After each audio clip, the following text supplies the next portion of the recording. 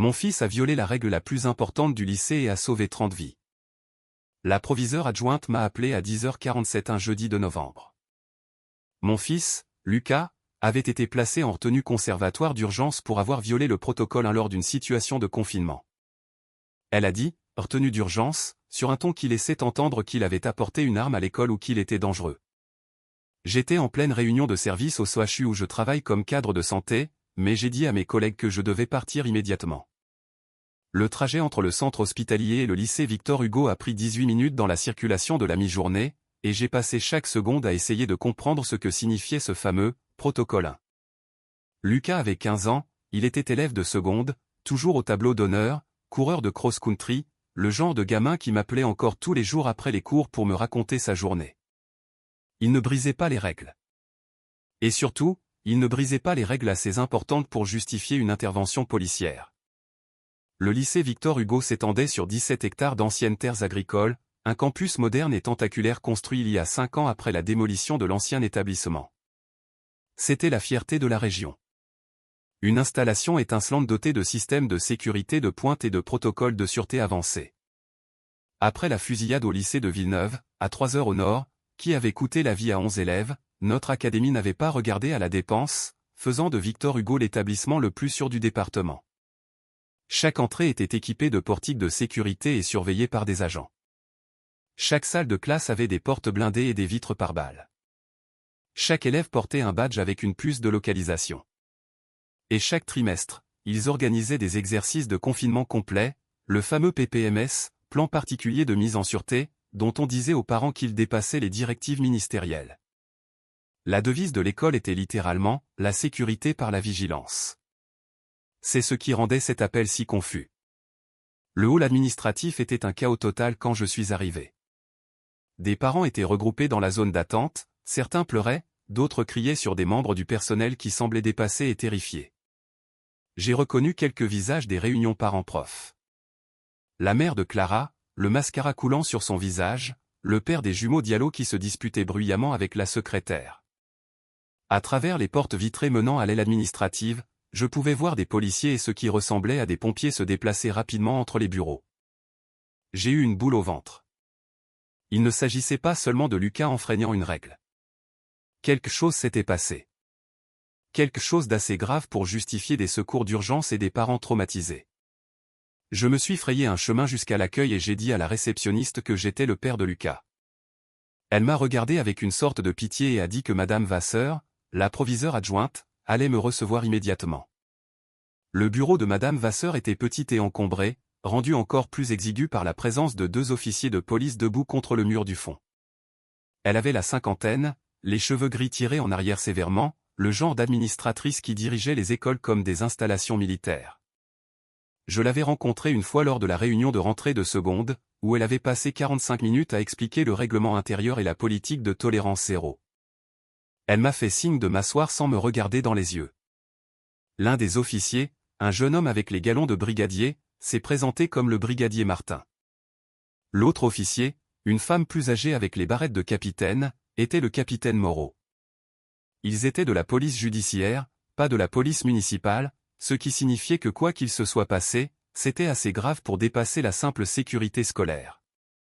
Madame Vasseur a croisé les mains sur son bureau et a dit « Nous devons discuter des actions de Lucas lors de l'exercice de confinement d'urgence d'aujourd'hui. » J'ai demandé ce qui s'était passé. Madame Vasseur a expliqué qu'à 9h15, l'école avait déclenché un exercice de confinement, protocole 1, dans le cadre de leur formation trimestrielle. Le protocole 1 était le niveau de confinement le plus élevé, simulant une menace active type intrusion terroriste, où les élèves et le personnel doivent immédiatement se rendre dans des espaces de sécurisation désignés et y rester jusqu'à ce que les autorités donnent le feu vert. Ces espaces étaient des pièces intérieures spécialement renforcées, sans fenêtres, équipées de fournitures d'urgence et conçues pour être impénétrables de l'extérieur. Durant le protocole 1, personne ne quitte les espaces sécurisés pour quelque raison que ce soit. Aucune exception. Ce protocole avait été inculqué à chaque élève depuis l'ouverture du lycée. Les parents avaient signé des formulaires de reconnaissance. Les élèves s'étaient exercés des dizaines de fois. Tout le monde connaissait la règle. Une fois dans une pièce sécurisée pendant le protocole 1, vous y restez jusqu'à ce que vous soyez extrait par le personnel autorisé. Lucas avait violé cette règle. Madame Vasseur a lancé une vidéo de surveillance sur son ordinateur et a tourné l'écran vers moi. L'horodatage indiquait 9h23, soit 8 minutes après le début de l'exercice. La vidéo montrait un couloir au deuxième étage de l'LC, vide et silencieux. Puis une porte s'est ouverte brutalement et des élèves ont commencé à se déverser dehors. 32 élèves, selon Madame Vasseur, sortant de la salle C207, désignée comme l'espace sécurisé numéro 7. Ils couraient, ne marchaient pas, certains semblaient paniqués. En tête, il y avait Lucas, mon fils de 15 ans, qui avait apparemment convaincu 31 autres adolescents d'abandonner un espace sécurisé pendant ce qu'on leur avait présenté comme une menace active. La vidéo les montrait courant vers les escaliers de secours au bout du couloir, poussant les portes et disparaissant de la vue. Madame Vasseur a dit qu'ils avaient entièrement évacué le bâtiment, sortant par une porte de secours du rez-de-chaussée et se rassemblant sur le parking. J'ai demandé pourquoi c'était un problème si ce n'était qu'un exercice. Le brigadier Martin s'est avancé et a dit que le problème était que Lucas n'avait aucun moyen de savoir que c'était un exercice. Tout l'intérêt du protocole a été que les élèves ignoraient si la situation était réelle ou simulée. Ils étaient censés traiter chaque alarme comme réelle, suivre le protocole à la lettre et attendre l'extraction. En évacuant la pièce sécurisée et en menant d'autres élèves hors du bâtiment, Lucas avait fait preuve d'un mépris total pour les procédures de sécurité. Pire, il avait influencé 31 autres élèves pour enfreindre le protocole, les mettant potentiellement tous en danger. Dans une situation réelle de menace active, ces actions auraient pu tous les faire tuer. Le capitaine Moreau a ajouté qu'ils essayaient de déterminer si Lucas avait agi seul ou s'il y avait une sorte de plan coordonné entre les élèves pour saboter l'exercice. Elle a demandé si je connaissais une raison pour laquelle Lucas voudrait saper les protocoles de sécurité de l'école. J'ai dit qu'il devait y avoir un malentendu. Lucas n'était pas un fauteur de troubles. Il croyait aux règles, parfois à un degré agaçant. Il ne déciderait pas simplement d'ignorer le protocole de sécurité le plus important de l'école sans raison. L'expression de Madame Vasseur s'est durcie. Elle a dit que Lucas avait eu plusieurs occasions de s'expliquer et avait refusé de parler sans la présence d'un parent, ce qui était son droit, mais le faisait paraître coupable de quelque chose de prémédité. Les 31 autres élèves prétendaient tous avoir simplement suivi Lucas sans poser de questions. Aucun d'eux ne pouvait expliquer pourquoi ils avaient fait confiance à son jugement plutôt qu'aux protocoles scolaires explicites qu'ils pratiquaient depuis des années. Toute la situation suggérait soit une stupidité incroyable, soit une malveillance délibérée, et Madame Vasseur penchait pour la seconde option. Elle a dit que Lucas était actuellement dans la salle d'intervention de crise, attendant mon arrivée. Une fois que nous aurions parlé avec lui, des décisions seraient prises concernant des mesures disciplinaires, une possible exclusion définitive, et si des poursuites pénales pour mise en danger de la vie d'autrui étaient appropriées. Ils m'ont conduit dans un couloir jusqu'à une petite pièce avec une table et 4 chaises. Lucas était assis seul, portant toujours son badge scolaire, l'air épuisé mais pas effrayé. Quand il m'a vu, il s'est levé rapidement et a dit qu'il pouvait tout expliquer. Madame Vasseur a dit qu'il aurait exactement cette opportunité, et nous nous sommes tous assis tandis que le capitaine Moreau lançait un enregistreur numérique. La pièce semblait étouffante, trop chaude et trop petite. Lucas m'a regardé et m'a demandé si je lui faisais confiance. J'ai dit, bien sûr que oui. Il a hoché la tête lentement et a dit, alors tu dois croire que ce que j'ai fait était nécessaire, que je n'avais pas le choix, que rester dans cette pièce sécurisée aurait tué tout le monde à l'intérieur. Madame Vasseur a commencé à l'interrompre, mais le capitaine Moreau a levé la main. Elle a dit à Lucas de commencer par le début et de nous raconter exactement ce qui s'était passé. Lucas a dit que l'alarme de confinement avait retenti à 9h15, comme Madame Vasseur l'avait dit. Il était en cours de physique-chimie avancée avec 31 autres élèves lorsque l'alerte est tombée. Leur professeur, Monsieur Normand, avait immédiatement lancé les procédures du protocole 1, éteignant les lumières, verrouillant la porte principale de la classe et dirigeant tout le monde vers la pièce sécurisée attenante. Les espaces sécurisés étaient des ajouts construits lors de la rénovation du lycée. Des espaces intérieurs accessibles par des portes blindées depuis certaines salles de classe. L'espace sécurisé numéro 7 mesurait environ 15 mètres carrés, mur en béton de tous les côtés, pas de fenêtres, une seule grille de ventilation près du plafond. Monsieur Normand avait fait exactement ce pourquoi il avait été formé.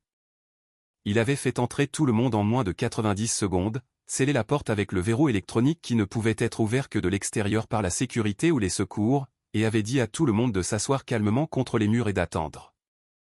Lucas a dit que les 5 premières minutes étaient normales. Les élèves étaient assis calmement. Quelques-uns envoyaient des SMS à leurs parents malgré l'interdiction des téléphones pendant les confinements. Monsieur Normand surveillait sa tablette qui lui montrait les alertes du système de sécurité. Tout le monde suivait le protocole exactement. Puis Lucas a remarqué quelque chose. La grille de ventilation, qui aurait dû souffler de l'air dans la pièce, était complètement immobile. Il pouvait voir les lamelles métalliques, mais ne sentait aucun mouvement d'air. Il l'avait mentionné à Monsieur Normand, qui lui avait dit de rester calme et d'arrêter de distraire les autres. Mais Lucas ne pouvait s'empêcher d'y penser. L'espace sécurisé numéro 7 contenait 33 personnes, y compris Monsieur Normand. 33 personnes respirant dans une boîte en béton scellée sans circulation d'air. Il avait regardé sa montre et fait le calcul. La pièce faisait environ 85 mètres cubes. 33 personnes respirant chacune environ 12 fois par minute.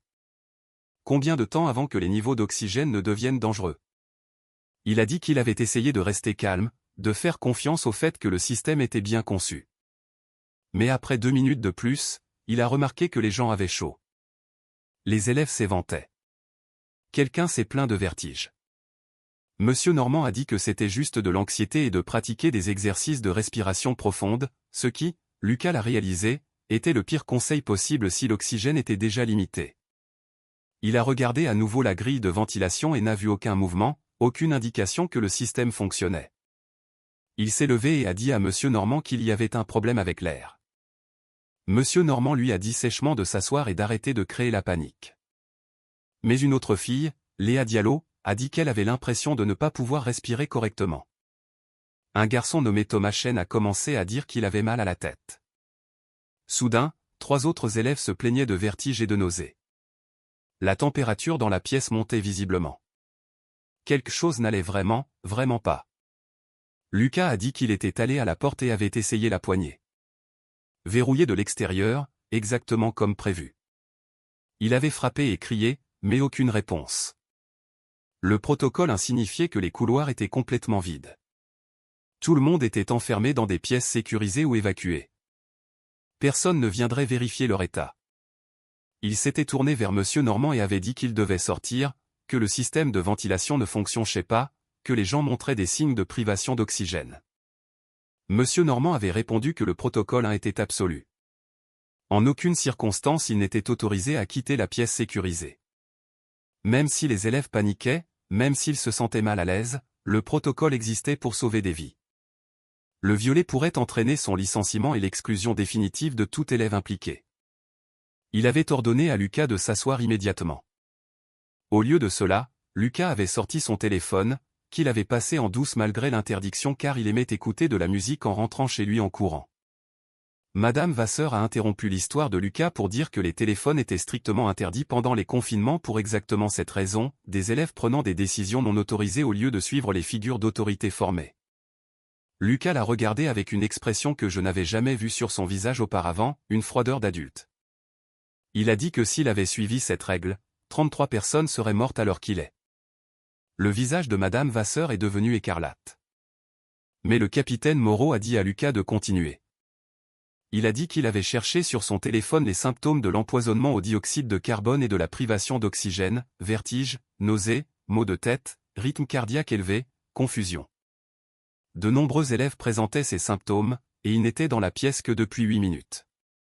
L'espace sécurisé avait été conçu pour retenir des gens jusqu'à 2 heures pendant une situation de menace prolongée. Si le système de ventilation ne fonctionnait pas et qu'il restait scellé à l'intérieur, tout le monde serait inconscient dans les 30 minutes et mort en 1 heure. Il devait les faire sortir.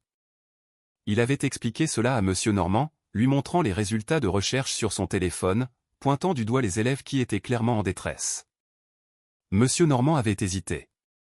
Lucas pouvait voir le doute s'insinuer dans son expression. Mais ensuite, Monsieur Normand avait dit que le protocole existait pour une raison, qu'il ne pouvait pas savoir si la ventilation était vraiment cassée, que les symptômes perçus pouvaient être psychosomatiques.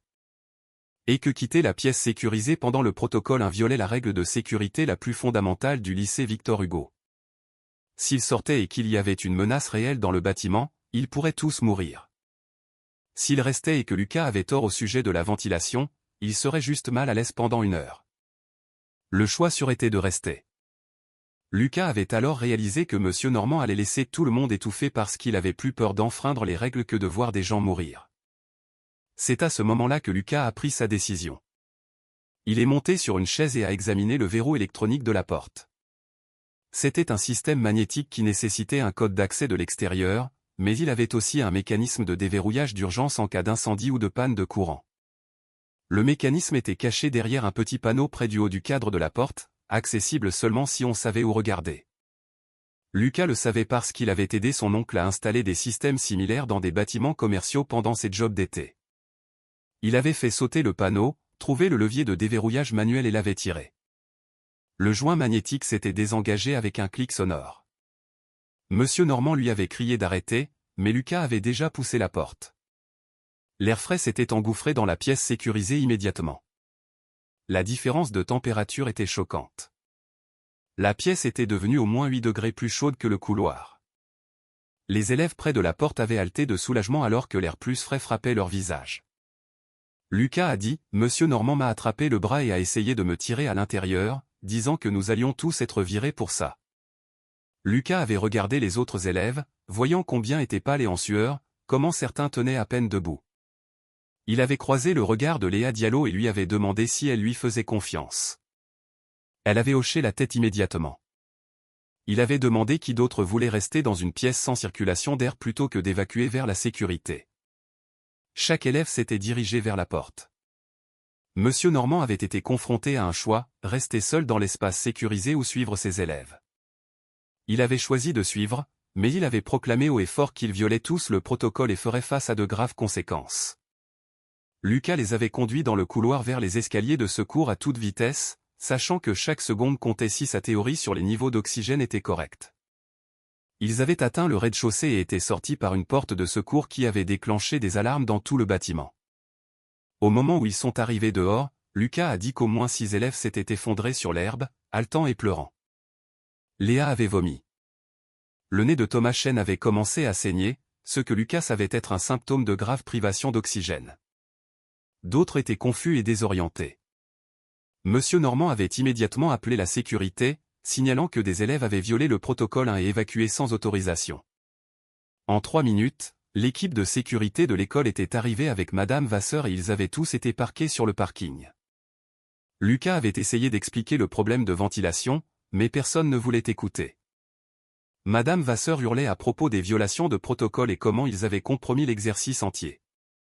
La sécurité avait séparé Lucas des autres élèves et l'avait amené au bureau. C'était il y a 2 heures. Il était assis en retenue depuis lors, attendant ma venue, pendant que Madame Vasseur et la police décidaient des charges à retenir. Le capitaine Moreau a demandé si Lucas avait une preuve que le système de ventilation était réellement défaillant. Lucas a dit qu'il avait tout documenté sur son téléphone. Il l'a sorti et lui a montré les photos qu'il avait prises. La première était un gros plan de la grille de ventilation à l'intérieur de la pièce sécurisée, montrant clairement aucun mouvement d'air bien qu'elle soit prétendument active. Il avait pris une courte vidéo montrant comment des papiers qu'il avait tenus devant la grille ne bougeaient pas du tout. Il avait photographié le thermostat de la pièce affichant 30,5 degrés Celsius, ce qui était dangereux pour un espace clos. Il avait pris des photos d'élèves montrant des symptômes, visage pâle, sueur, une fille qui semblait semi-consciente. Il avait enregistré un mémo vocal expliquant ses observations et son processus de décision. Enfin, il avait photographié le mécanisme de déverrouillage d'urgence et documenté l'heure, 9h23. Tout était horodaté et géolocalisé. Il avait créé un dossier de preuves complet tout en prenant la décision la plus difficile de sa vie. Madame Vasseur a tendu la main vers le téléphone, mais le capitaine Moreau l'a bloqué. Elle a regardé les photos attentivement, puis les a montrées au brigadier Martin. Quelque chose est passé entre eux, un regard que je reconnaissais de mes années à travailler dans l'administration hospitalière quand nous découvrions de graves défaillances d'équipement. Le capitaine Moreau a demandé à Madame Vasseur à quand remonte la dernière inspection des systèmes de ventilation des pièces sécurisées. Madame Vasseur a dit qu'ils étaient vérifiés trimestriellement par la gestion des installations, le plus récemment il y a 6 semaines.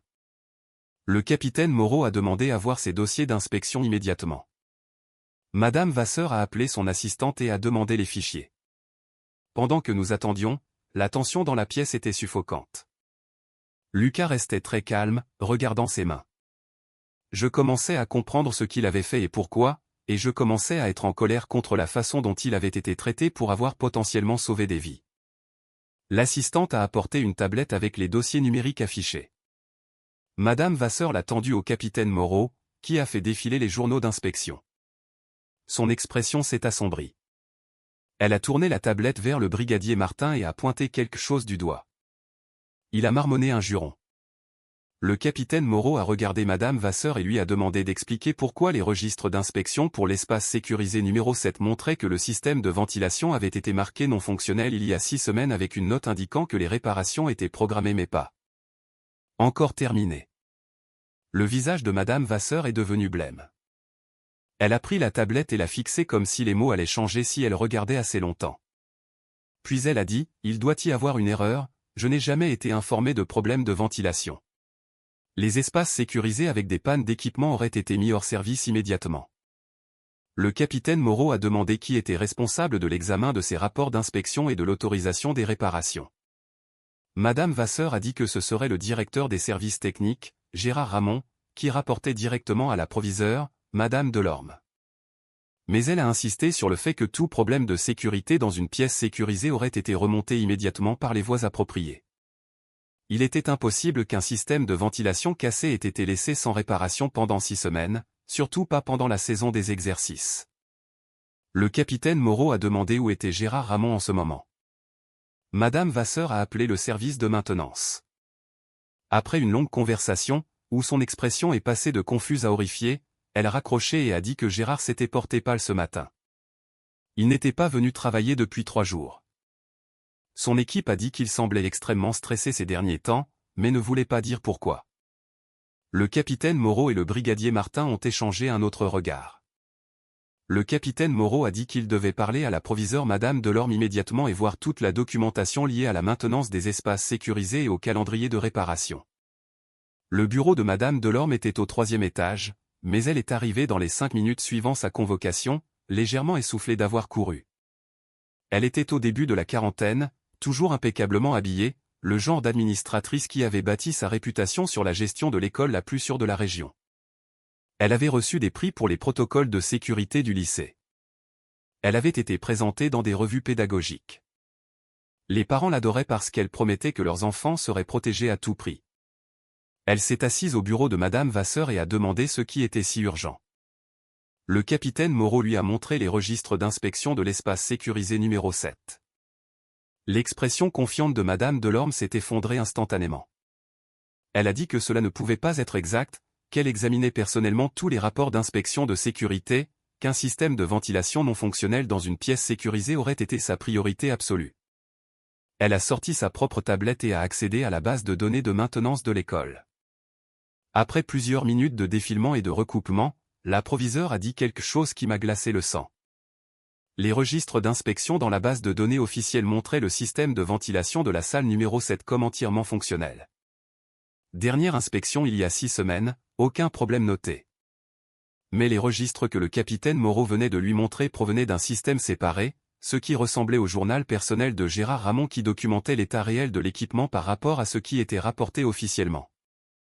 Madame Delorme a dit que Gérard était dans le district depuis 23 ans et avait toujours été fiable, bien qu'un peu paranoïaque sur la documentation. Elle avait pensé que son habitude de garder des dossiers en double était inutile mais inoffensive. Maintenant, il semblait qu'il documentait les divergences entre la réalité et ce qui était rapporté officiellement. Elle a commencé à ouvrir d'autres registres d'inspection de ses journaux personnels. Ses mains tremblaient. L'espace sécurisé numéro 7 n'était pas le seul problème.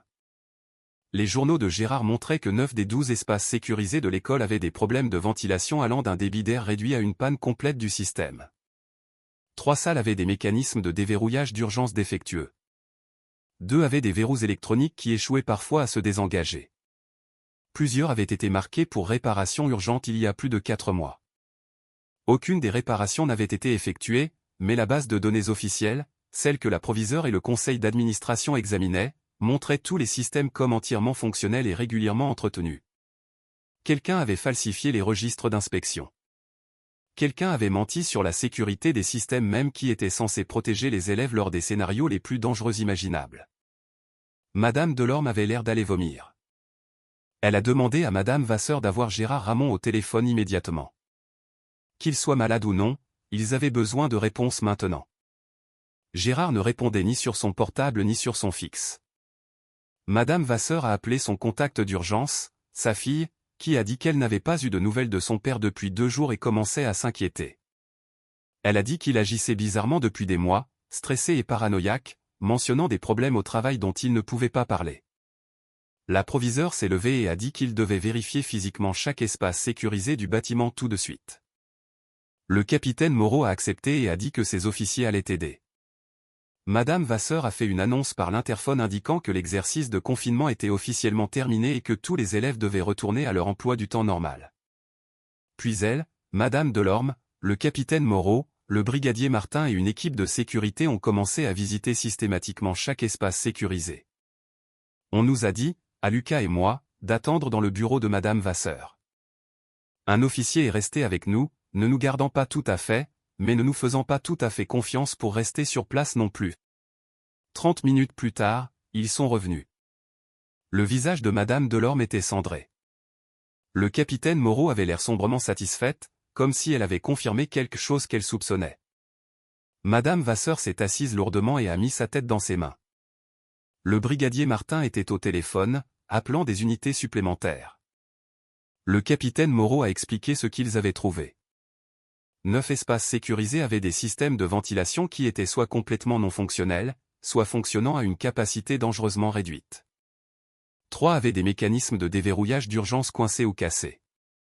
2 avaient des verrous électroniques qui ne pouvaient pas être ouverts de l'extérieur sans commande manuelle. Une salle, l'espace sécurisé numéro 4 au rez-de-chaussée, avait un système de ventilation qui pompait en fait l'air de la chaufferie, ce qui signifie qu'en hiver, la pièce se remplirait de monoxyde de carbone. Chaque salle avait des registres d'inspection officiels revendiquant une fonctionnalité totale et une maintenance récente. Chaque salle avait les journaux personnels de Gérard documentant des défaillances critiques et des retards de réparation. Le capitaine Moreau a dit que si Lucas n'avait pas violé le protocole 1, et si l'exercice avait continué pour sa durée prévue de 90 minutes, de manière conservatrice, 15 à 20 élèves auraient perdu connaissance par manque d'oxygène. Plusieurs auraient nécessité une hospitalisation. Dans le pire des cas, avec le problème de monoxyde de carbone de la salle 4, tout le monde dans cette pièce serait mort. La décision de Lucas d'évacuer l'espace sécurisé numéro 7 n'avait pas seulement sauvé lui-même et ses camarades. Ces actions avaient forcé une inspection qui avait exposé des défaillances systémiques dans toute l'école. 30 vies sauvées était en fait une estimation conservatrice. Madame Delorme a dit qu'elle suspendait tous les exercices de protocole 1 immédiatement jusqu'à ce que chaque système soit inspecté par des ingénieurs indépendants. Elle notifiait également le rectorat et le ministère de l'Éducation. C'était un échec catastrophique de l'infrastructure de sécurité qui aurait pu entraîner des pertes massives. Le brigadier Martin a raccroché son téléphone et a dit que des détectives étaient en route pour la maison de Gérard Ramon. Ils avaient également lancé des alertes aux hôpitaux voisins au cas où il se serait fait du mal. Le capitaine Moreau a dit que c'était maintenant une enquête criminelle pour mise en danger de la vie d'autrui, falsification de registres de sécurité et potentiellement association de malfaiteurs. La question clé était de savoir si Gérard avait falsifié les registres de son propre chef, ou si quelqu'un de plus haut placé lui avait ordonné de dissimuler les défaillances de maintenance. Étant donné que les réparations nécessitaient une approbation budgétaire, quelqu'un devait savoir que l'équipement de sécurité essentiel était cassé et avait choisi de ne pas le réparer. Elle a demandé à l'approviseur qui contrôlait le budget de maintenance. Madame Delorme a dit que le conseil régional approuvait les grosses dépenses, mais que le bureau du directeur académique avait le pouvoir discrétionnaire sur les dépenses de réparation et de maintenance inférieures à 50 000 € par poste. Le directeur académique actuel était M. Richard Crosnier, nommé il y a 2 ans. Madame Delorme a sorti les dossiers budgétaires et est devenue très silencieuse. Après un long moment, elle a tourné sa tablette pour nous montrer. Au cours des 18 derniers mois, le budget de maintenance des installations avait été réduit de 40%. Des demandes de réparation pour les espaces sécurisés avaient été soumises 6 fois, toutes refusées ou retardées.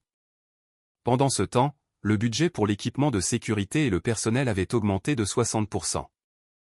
L'école avait acheté de nouveaux portiques de détection, mis à niveau les caméras, embauché des gardes supplémentaires et étendu le système de traçage des badges. Monsieur Crosnier avait promu le lycée Victor Hugo comme ayant l'infrastructure de sécurité la plus avancée de la région, obtenant des subventions et des financements supplémentaires basés sur la réputation de sécurité de l'école. Mais cette sécurité était purement théâtrale. Elle protégeait contre les menaces externes tandis que les systèmes de sécurité interne s'effondraient. Les espaces sécurisés qui étaient censés sauver des vies pendant les confinements étaient devenus des pièges mortels, et quelqu'un avait choisi de cacher cela plutôt que de le réparer. Le capitaine Moreau a dit qu'elle devait parler à Monsieur Crosnier. Immédiatement, Madame Delorme a appelé le bureau académique et on lui a dit que Monsieur Crosnier était en réunion et ne pouvait pas être dérangé. Elle a expliqué qu'il s'agissait d'une urgence concernant la sécurité des élèves et une activité criminelle potentielle. Après une attente tendue de 5 minutes, Monsieur Crosnier a pris la ligne. Madame Delorme l'a mis sur haut-parleur et a expliqué la situation, les systèmes de ventilation défaillants, les registres falsifiés, les coupes budgétaires qui avaient empêché les réparations. Il y eut un long silence. Puis Monsieur Crosnier a dit que Gérard Ramon était seul responsable de la surveillance de la maintenance, et que s'il avait falsifié des registres, c'était une affaire criminelle qui serait traitée de manière appropriée. Quant aux coupes budgétaires, c'étaient des décisions de réallocation nécessaires basées sur des données d'évaluation des menaces, montrant que les écoles faisaient face à de plus grands risques venant de menaces externes que de pannes d'équipement. Le capitaine Moreau s'est présenté et a dit qu'elle avait des questions de suivi. Elle a demandé à Monsieur Crosnier quand il avait personnellement examiné pour la dernière fois les registres d'inspection de sécurité des espaces sécurisés. Il a dit que c'était la responsabilité de Gérard et qu'il faisait confiance au chef de service pour faire remonter les problèmes. Elle a demandé si Gérard avait déjà soumis des demandes de réparation qui avaient été refusées. Monsieur Crosnier a dit qu'il devrait examiner les dossiers mais ne se souvenait d'aucun problème de sécurité urgent porté à son attention. Elle a posé des questions sur les 6 demandes de réparation que la proviseure venait de nous montrer. Monsieur Crosnier a dit que ces demandes n'avaient pas spécifié que les espaces sécurisés étaient non fonctionnels, seulement que les systèmes nécessitaient une maintenance de routine, qui pouvait être programmée pendant les vacances d'été. Le capitaine Moreau a demandé comment une maintenance de routine des systèmes de ventilation pouvait attendre des mois alors que des élèves étaient enfermés dans ces pièces pendant des exercices. Monsieur Crosnier a dit qu'il n'appréciait pas l'insinuation et a suggéré qu'il continue cette conversation par les voies légales appropriées. Madame Delorme a mis fin à l'appel et est restée assise en silence. Finalement, elle a dit qu'elle travaillait dans l'éducation nationale depuis 20 ans et n'avait jamais rien vu de tel. Tout le but du protocole a été de sauver des vies pendant des situations de menace active. Mais les systèmes de sécurité dont dépendait ce protocole avaient été laissés à l'abandon tandis que le district injectait de l'argent dans des mesures de sécurité visibles qui faisaient se sentir les parents en sécurité sans réellement protéger les élèves. Elle avait été complice de cette illusion, croyant que les systèmes fonctionnaient parce que les registres officiels disaient qu'ils le faisaient. Elle ne s'était jamais demandé pourquoi Gérard semblait stressé ou paranoïaque. Elle n'avait jamais insisté pour une vérification indépendante. Elle avait été tellement concentrée sur le maintien de la réputation de Victor Hugo comme l'école la plus sûre qu'elle avait arrêté de vérifier si cette réputation était méritée.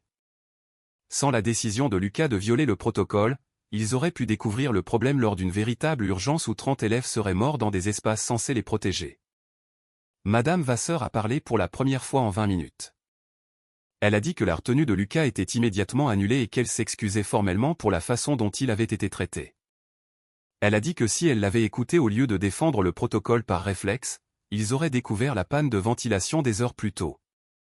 Au lieu de cela, elle avait été tellement préoccupée par l'application des règles qu'elle avait rejeté les préoccupations de sécurité légitimes de l'élève qui venait de sauver des vies. Le capitaine Moreau a ajouté que non seulement il n'y aurait aucune sanction disciplinaire contre Lucas, mais que ses actions seraient saluées dans son rapport officiel. Elle a demandé à la proviseure si l'école reconnaîtrait Lucas de manière appropriée. Madame Delorme a dit qu'elle s'assurerait personnellement qu'ils reçoivent une reconnaissance, bien qu'elles doivent d'abord gérer la crise d'informer les parents que leurs enfants avaient été en danger pendant des mois. J'ai demandé ce qui allait se passer ensuite. Le capitaine Moreau a dit que les détectives enquêteraient sur les registres falsifiés et les décisions budgétaires pour déterminer qui savait quoi et quand. Des charges seraient probablement déposées contre quiconque avait sciemment permis à des conditions dangereuses de persister. Le ministère de l'Éducation auditerait les protocoles de sécurité et les installations de toute l'académie. Le lycée ferait probablement face à des poursuites de parents une fois que cela deviendrait public, ce qui arriverait dans les heures vu le nombre de personnes impliquées. Madame Delorme a dit qu'elle convoquait une réunion d'urgence des parents pour ce soir afin d'expliquer la situation avant que les rumeurs ne se propagent. Puis elle a regardé Lucas et a dit qu'elle lui devait des excuses personnelles. Elle a dit qu'il avait fait preuve d'un meilleur jugement dans une crise que les adultes qui étaient censés le garder en sécurité. Et elle s'assurerait que tout le monde sache qu'il était un héros, pas un transgresseur de règles. Nous avons quitté l'école 1 heure plus tard après avoir fait des dépositions formelles. Dehors, le parking était encore plein de parents venant chercher leurs enfants plus tôt, tous confus quant à ce qui s'était passé. Des camionnettes de chaînes d'infos commençaient à arriver. Quelqu'un avait divulgué l'information aux médias, et des journalistes installaient des caméras près de l'entrée. Madame Delorme se tenait sur les marches, donnant une brève déclaration sur une inspection de sécurité qui avait révélé des problèmes d'équipement, promettant une transparence totale et une communication avec les parents. Elle avait l'air d'avoir vieilli de 10 ans en 3 heures. Alors que Lucas et moi marchions vers ma voiture, les élèves qui avaient été dans la salle étaient partout. Certains parlaient à leurs parents, d'autres étaient interviewés par des journalistes. Léa Diallo nous a vus et a couru vers nous, serrant Lucas si fort qu'elle l'a soulevé du sol. Ses parents sont venus derrière elle et m'ont remercié d'avoir élevé un fils assez courageux pour faire confiance à son instinct plutôt qu'à l'autorité. Le trajet du retour a été silencieux au début. Puis Lucas a dit qu'il avait été terrifié, non pas de violer le protocole ou d'être renvoyé, mais d'avoir tort. Et si le système de ventilation avait fonctionné et qu'il avait juste paniqué? Et s'il avait conduit 31 personnes hors de la sécurité vers le danger sur la base d'une fausse hypothèse? Il a dit qu'au moment où il avait tiré ce levier de déverrouillage d'urgence, il s'était engagé dans une décision qui aurait pu faire tuer tout le monde s'il s'était trompé. Le poids de cela avait été écrasant. Il avait passé les 2 dernières heures à rejouer chaque seconde, se demandant s'il avait raté quelque chose, s'il y avait eu un meilleur moyen. Je lui ai dit que c'était ça le courage. Pas l'absence de peur, mais l'action malgré elle. Il avait vu des gens en danger, analysé la situation, pris une décision et accepté les conséquences. C'est plus que ce que font la plupart des adultes. Il avait sauvé des vies parce qu'il se faisait plus confiance qu'il ne faisait confiance à un système qui s'est avéré être brisé. Ce soir-là, l'histoire a explosé. Les informations locales l'ont couverte comme une nouvelle de dernière minute, défaillance des systèmes de sécurité au lycée Victor Hugo. Les chaînes nationales l'ont reprise dès le lendemain matin, un élève viole le protocole de confinement et expose des failles de sécurité mortelles. Les détails étaient assez choquants pour dominer le cycle d'actualité. Des responsables de l'État ont tenu des conférences de presse promettant des enquêtes. Les parents ont organisé des manifestations exigeant des comptes. Le conseil d'administration a tenu une réunion d'urgence où les membres se hurlaient dessus pour savoir qui était responsable. Monsieur Crosnier a soumis sa démission avant que le conseil ne puisse voter son renvoi. Gérard Ramon a été retrouvé vivant mais inconscient chez lui. Les détectives l'ont trouvé dans son garage avec des copies imprimées de ses journaux d'inspection et une lettre expliquant qu'on lui avait ordonné de falsifier les registres ou de perdre son emploi. Il avait choisi la sécurité financière de sa famille plutôt que la sécurité des élèves et ne pouvait plus vivre avec ce choix. L'enquête criminelle a avancé rapidement. Les archives de mai ont montré que M. Crosnier avait été explicitement informé des pannes des espaces sécurisés et avait ordonné à Gérard de retarder les réparations jusqu'après l'année fiscale en cours pour préserver le budget pour les mises à niveau de sécurité. Les mises à niveau incluaient un contrat de 50 000 € avec une société de conseil en sécurité appartenant au beau-frère de M. Crosnier. Toute l'affaire était une combine pour détourner l'argent du district vers la famille tout en laissant l'équipement de sécurité essentiel tomber en panne. Le procureur a inculpé M. Crosnier pour mise en danger de la vie d'autrui, escroquerie et abus de confiance. Gérard Ramon, qui avait survécu à sa tentative de suicide et passé 3 semaines en soins psychiatriques, a coopéré avec le parquet en échange de charges réduites. Les membres du conseil d'administration, qui avaient approuvé les réallocations budgétaires, ont plaidé l'ignorance mais ont démissionné sous la pression. Toute l'administration académique locale a été purgée en 2 mois. Lucas est devenu une célébrité locale, ce qu'il détestait. Les parents nous arrêtaient au supermarché pour le remercier. Les élèves à l'école le traitaient comme un héros. Les médias voulaient des interviews. Une émission matinale nationale nous a fait venir à Paris pour un segment sur la défense de la sécurité des élèves. Lucas a tout enduré avec une grâce embarrassée, répétant sans cesse qu'il avait juste fait ce que n'importe qui aurait fait, ce qui n'était pas vrai. La plupart des gens n'auraient pas remis en question l'autorité. La plupart des gens seraient restés dans cette pièce sécurisée et auraient cru que les adultes savaient mieux qu'eux. La plupart des gens auraient suivi le protocole même alors que les niveaux d'oxygène chutaient et que les gens s'évanouissaient autour d'eux. Lucas avait choisi de penser de manière critique dans un moment de crise, de faire confiance aux preuves plutôt qu'à l'autorité institutionnelle, et ce choix avait exposé une conspiration qui mettait en danger chaque élève du lycée Victor Hugo. Les poursuites civiles ont pris plus de temps mais ont été tout aussi satisfaisantes. 31 familles ont poursuivi l'académie pour mise en danger. La famille de Gérard Ramon a poursuivi pour licenciement abusif et harcèlement, arguant qu'il avait servi de bouc émissaire pour avoir suivi les ordres de M. Crosnier. La compagnie d'assurance de l'académie a tout réglé pour 6 millions d'euros plutôt que d'aller au procès avec des preuves aussi accablantes. Chaque élève qui avait été dans une pièce sécurisée défaillante a reçu une compensation. La famille de Gérard a reçu un règlement structuré incluant une couverture de soins de santé mentale. Lucas a reçu une citation officielle du ministère de l'Éducation et un prix d'une organisation nationale de défense de la sécurité. Plus important encore, l'Assemblée nationale a adopté de nouvelles lois exigeant des inspections de sécurité indépendantes des systèmes de sécurité scolaire, le signalement obligatoire des pannes d'équipement et des sanctions pénales pour les administrateurs qui falsifient les registres de sécurité. Le lycée Victor Hugo a été rénové l'été suivant. Les 12 espaces sécurisés ont été entièrement reconstruits avec des systèmes de ventilation redondants, de multiples mécanismes de déverrouillage d'urgence et une surveillance constante. L'infrastructure de sécurité a été auditée et plusieurs systèmes coûteux ont été retirés car inefficaces. L'argent économisé a été redirigé vers la maintenance des installations avec une surveillance indépendante. Un nouveau directeur académique a été embauché de l'extérieur du département. Quelqu'un avec une expérience en gestion des infrastructures qui comprenait que la sécurité était plus que des caméras et des portes verrouillées. La proviseure Madame Delorme est restée mais a publiquement reconnu ses échecs de surveillance. Elle avait manqué les signes avant-coureurs parce qu'elle était trop concentrée sur le maintien de la réputation de l'école au lieu de vérifier ses affirmations de sécurité. Elle a dit que Lucas lui avait appris que remettre en question l'autorité était parfois la forme la plus élevée de respect pour les valeurs institutionnelles. Lucas a lutté avec les conséquences plus que la plupart des gens ne le réalisaient. Il faisait des cauchemars sur différents scénarios où il avait pris de mauvaises décisions et où des gens mouraient. Il était obsédé par les élèves dans d'autres espaces sécurisés qui avaient été en danger sans le savoir. Il a tout lu sur l'intoxication au dioxyde de carbone, la privation d'oxygène et la sécurité en espace confiné. Son psychologue a dit qu'il traitait le traumatisme d'avoir été mis dans une position où il avait dû choisir entre l'obéissance et la survie, entre faire confiance à l'autorité et se faire confiance à lui-même. Ce choix lui avait été imposé à 15 ans, et la responsabilité d'avoir raison l'avait façonné d'une manière qui prendrait des années à comprendre pleinement. Il m'a dit une fois qu'il ne pouvait pas oublier le bruit des élèves cherchant de l'air quand la porte de la pièce sécurisée s'était ouverte, ne pouvait pas ne plus voir le nez en sang de Thomas Chen. Ne pouvait pas oublier le poids de 31 vies dépendant d'une décision qu'il avait prise en 20 secondes. Mais il a aussi grandi grâce à cela. Il a rejoint le conseil de la vie lycéenne et a poussé pour une communication transparente entre l'administration et les élèves. Il a organisé un comité de sécurité scolaire où les élèves pouvaient signaler des préoccupations sans crainte de punition.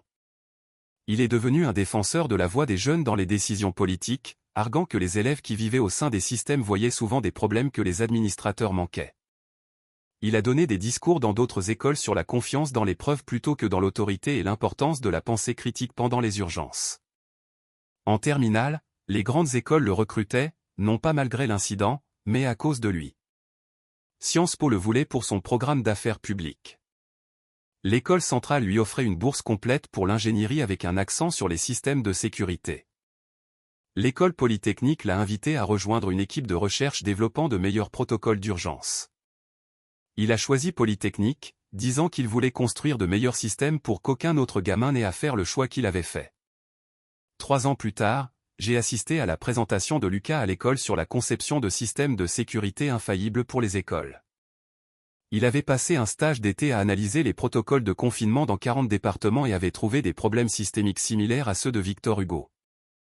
Les écoles privilégiaient la sécurité visible sur la fonctionnalité testée. Les administrateurs faisaient confiance aux fournisseurs plutôt qu'à une vérification indépendante. Les exercices de sécurité formaient à la conformité sans pensée critique. Ces propositions de refonte incluaient une surveillance en temps réel des conditions des espaces sécurisés, de multiples mécanismes de sécurité redondants et des commandes manuelles d'urgence accessibles aux élèves.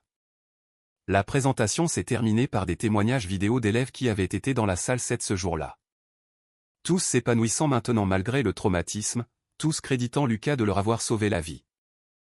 Le public académique lui a fait une ovation debout. J'ai regardé mon fils de 20 ans accepter cette reconnaissance avec la même grâce inconfortable qu'il avait montrée à 15 ans lorsqu'on l'appelait un héros pour avoir fait ce qu'il croyait être juste. Et j'ai compris qu'il ne cesserait jamais d'être la personne qui a choisi la vérité sur l'obéissance, l'épreuve sur l'autorité, et la vie humaine sur les règles institutionnelles. Le jour où Lucas a obtenu son diplôme d'ingénieur, Léa Diallo et Thomas Chen étaient là avec 12 autres de la salle 7. Ils étaient restés en contact, liés par un traumatisme partagé et la survie, formant quelque chose entre l'amitié et la famille. Après la cérémonie, nous nous sommes tous réunis dans un restaurant où quelqu'un a proposé un toast aux gamins qui avaient brisé la règle la plus importante et sauvé leur vie. Lucas a détourné le compliment comme toujours, disant qu'ils s'étaient sauvés les uns les autres en lui faisant confiance. Mais Léa a coupé court, expliquant que la confiance se méritait en étant digne de celle-ci. Et Lucas s'était montré digne en étant prêt à avoir tort, à être renvoyé ou même arrêté si cela signifiait les garder en sécurité. Ils ont levé leur verre à lui de toute façon. Ces jeunes adultes qui ne seraient pas là sans le courage d'un garçon de 15 ans.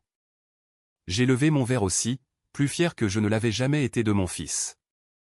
Non pas parce qu'il avait violé le protocole ou exposé la corruption ou même sauvé des vies, mais parce que confronté à un choix impossible entre suivre les règles et protéger les gens, il avait choisi les gens à chaque fois, sans hésitation.